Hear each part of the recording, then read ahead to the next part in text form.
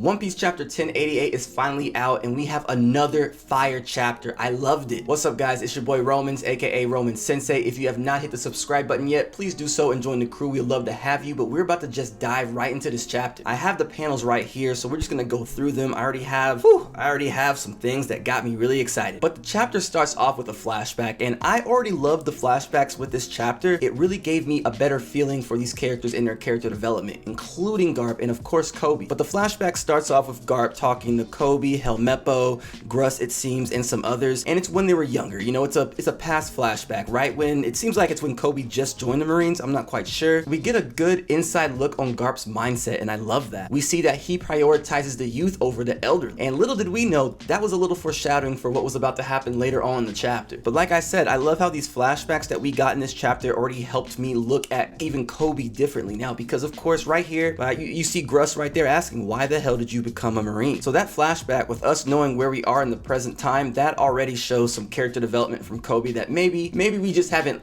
thought of before, especially me. I know, I'm sorry Koby. But the next panel I really appreciated. It was yet another flashback, but this time at Amazon Lily when Blackbeard was over there invading it, and it shows Koby over there trading his life for the 800 prisoners instead. And again, it shows growth from the other flashback that we just saw, so I do appreciate what we're getting in this chapter. After those two flashbacks, we finally get back to the present time, and that's when we're back at Hachinosu, right back with Pizarro's hand looking like it's about to just wipe out everything in its path, including the ship. And this is when, man, I got really hyped because Garp, Monkey D. Garp, bro is just laying on the ground and says, don't worry you guys, you got this. Like, he's smiling, he's saying this. It gives me Luffy vibes. Like, we never see Garp in action like this. So this is like, it was exciting for me. I think this is why all of us enjoyed this chapter so much, because it really felt like Luffy. You know, I could see Luffy laying down beat up and still cheering everyone on. That's the will of D right there. Because I cannot blame Koby and Helmeppo and all them looking at Garp like he's crazy. Look at them. He's just messed up just saying, don't worry guys. They're like, what are you talking about? And that's when Garp gives them his orders. You know, he says, Captain Koby, you're gonna go for the island monster's hand and you're gonna smash it to bits. Rear Admiral Gruss, you're gonna protect the ship from any falling debris and make sure no one gets in their way. Helmeppo, it was Helmeppo's time to shine, I guess. He finally gave him the baton. And you know, we see Koby questioning himself when Garp gives him that humongous task, and you just see Garp say, never second guess yourself in the heat of the moment. Like, right there, I've earned so much respect for Garp in this chapter. Like, I already loved Garp as it was. You know, he handles a lot, but man, just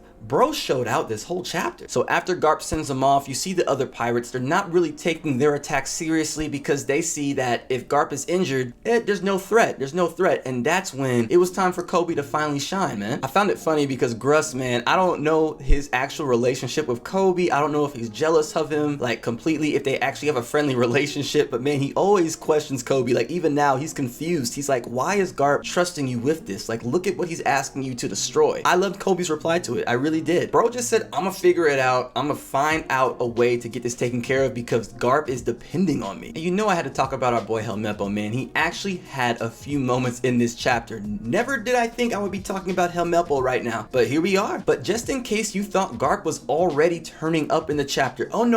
Bro's just starting. Bro is just warming up. You see Garp stand back up and Aokiji is like, Garp, where exactly do you think you're going? And you just see the sound effects and everything. He's dripping blood, he's wobbling, and Aokiji's like, with a wound like that, where you gonna go? Garp just laughs and says, it's a scratch.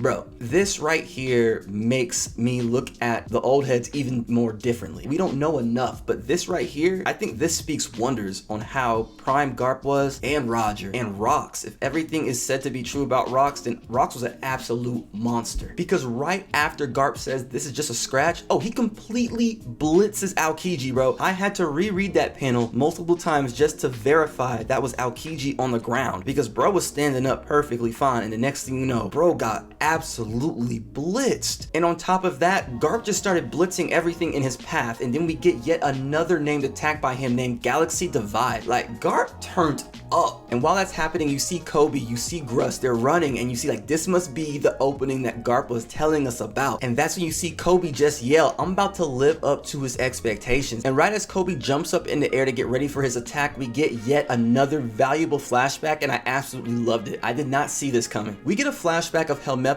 and Garp, and little did I know, But on top of Garp's training that Kobe was doing, he started doing the battleship bag exercise daily as well. He sneaked out to the point that his arms would always be bandaged up. Now look, now I'm not gonna lie, I already said I'm sorry to Kobe, but yeah, boy has some dog in him, because the next panel we get, we finally see Kobe do an attack, and he calls it Honesty Impact, and you just see Pizarro's hand just get thrashed right in the middle, to the point it's just split in two, and you see everyone's expressions, including mine. I was shook. Now, this panel is already bringing up a lot of discussions, and look, it's about what type of hockey is Kobe using. At the moment, I'm just happy that Kobe is using any type of hockey at all, but you know, the debate is if it's Conqueror's hockey, if it's armament. I've seen some people say it's possibly Conqueror's coding, and I'm hoping it's armament hockey. That would be cool to see, you know, a little build up, you know, not directly into Conqueror's coding. But like I said earlier, I'm just happy to see our boy using hockey, man. I really am. I know after the chapter last week, there was a lot of Bogard talk, and once again, Bogard is not here. Well, he's there,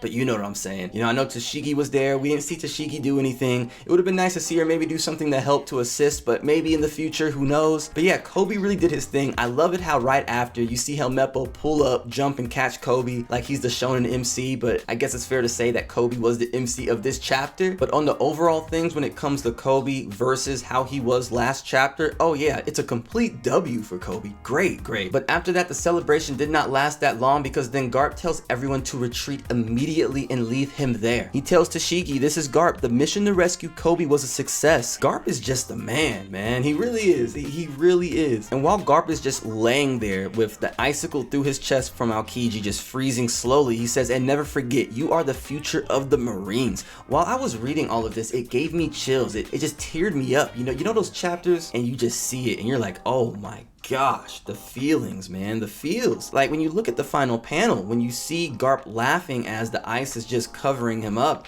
I mean, that's what it looks like. You see Aokiji, we don't see his eyes. He could be crying. This could be part of his mission. He still could be undercover. There are so many things that are left unsaid within this chapter, man, and it just, oh, I love it. I love it. Now, the way that the panel ended, I loved it, because it does seem that the next chapter we get, we'll be back in Egghead, and there will be a break next week, so it won't be next week, but the week after, it seems. But yeah, chapter 1088 in my book was another W. I loved it. Oda's been dropping heat, man. I have no complaints. I mean, I know I felt some way last week when it came to Kobe, but I know I wasn't the only one. There's a lot of things that comes to Kobe's character that some say could be handled differently, but I'm just happy, like I said, to finally see him use some hockey, because now it's showing promise. I'll say that. You know, it's showing some promise, especially if we're gonna say that he's Luffy's rival, you know? I think that's the only thing that bothered me last week. But hey, you know, that's what a good story's supposed to do. A good story is supposed to get you in your feelings. And I also did forget to mention also, in part of the final panel right here, it does seem that once again Big News Morgans is having an effect. And of course, I forgot to mention also on the final panel, it does show what it says on the day's paper the next day. It says the legendary hero Vice Admiral Garp would be declared missing in action on Pirate Island after the successful rescue of the young hero Captain Kobe. That has Big News Morgans written all over it. Maybe, I don't know. I'm just happy that we're gonna be also back in Egghead. You know, there's a lot of things going on over there now that we need to get answered. You know, we have the Gorosei Saturn situation going there with Kizaru.